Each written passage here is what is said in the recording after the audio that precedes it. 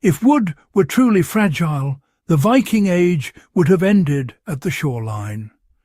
Instead, Viking ships crossed the North Atlantic, survived salt water, freezing spray and constant wetting, and in some cases still exist today after 1,000 years. Their hulls stood through long winters, heavy snow and damp ground. This durability was not accidental, and it was not the result of superior ancient forests. Vikings cracked the rot-proof code by understanding something modern builders forgot. Rot is not caused by water alone, and wood does not need to be sealed to survive. It needs to be prepared, fed the right chemistry, and allowed to breathe. The Viking approach treated rot as a biological problem, not a material flaw. Modern construction treats wood rot as inevitable and tries to fight it with chemicals. Vikings treated rot as a biological process that could be starved, slowed, and controlled. Fungi require moisture, oxygen, and food. Vikings focused first on removing the food, then on managing moisture, and only lastly on surface protection. This layered approach is, well, honestly, the reason their wood survived conditions that destroy modern treated lumber. Tree selection and timing removed decay before it even began. Vikings selected slow-grown trees from dense forests. These trees produce tight growth rings and high resin content, both of which, resist decay naturally. More importantly, trees were felled during winter dormancy. Sap was low, sugars were minimal, and moisture content was reduced. This single decision dramatically weakened the ability of fungi to colonize the wood. Modern forestry abandoned this practice for speed, not because it failed.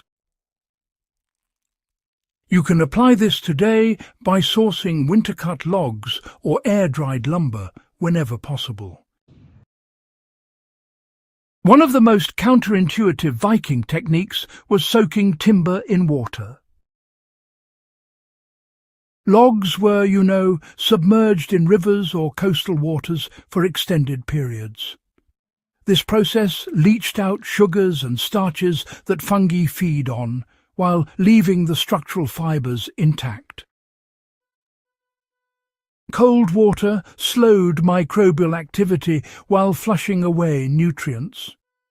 The result was wood that rot organisms really struggled to digest.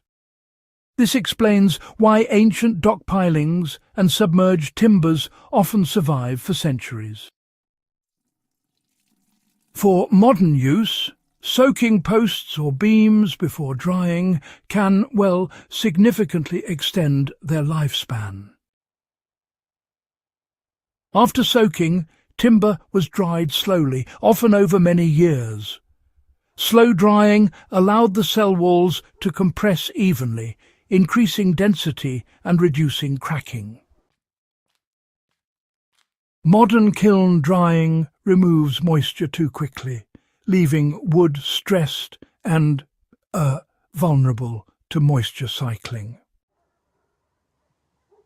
Air-dried wood absorbs less water, dries faster, and, resists decay for a longer time. Vikings frequently exposed wood to controlled heat, or, light charring. This reduced hemicellulose content, sealed pores, and created an environment hostile to fungi and insects. Unlike modern treatments, heat altered the wood itself rather than simply coating it. This technique can actually be reproduced today by lightly charring surfaces before, say, oil or tar application. Pine tar was not, just a surface paint. It was actually heated and applied to warm wood so it penetrated deeply. Tar repelled water, discouraged insects, and stayed flexible even in cold conditions. Most importantly, it did not trap moisture. Repeated applications over time, well, they turned wood into a composite material that was resistant to rot, salt, and weather. Warm pine tar, apply it generously, allow absorption, and repeat. This simple process, when done correctly, actually outperforms many modern preservatives. The design ensured that water never lingered. Viking structures, shed water quite aggressively. Roofs were really steep, planks overlapped, and joints actually tightened when wet. Airflow was constant throughout. Wood was rarely trapped against soil or sealed inside non-breathing layers. You can apply this by prioritizing slope, drainage and ventilation over perfect sealing. You see, the Viking rot-proof code always assumed maintenance. Ships were re-tarred, and roofs were repaired early. Wood was never ignored until failure. This mindset is really absent from modern construction, which promises permanence, but so often delivers only decay. So, why does this knowledge matter now? Well, the Viking method actually offers resilience without any industrial dependence. It allows builders, survivalists, and honestly serious students of history to create long-lasting structures using simple materials and time-tested principles. If this breakdown gave you a deeper understanding of why Viking wood endured when modern wood fails, do consider supporting In the Beginning by subscribing, sharing this with fellow history enthusiasts, and, helping keep serious historical knowledge alive.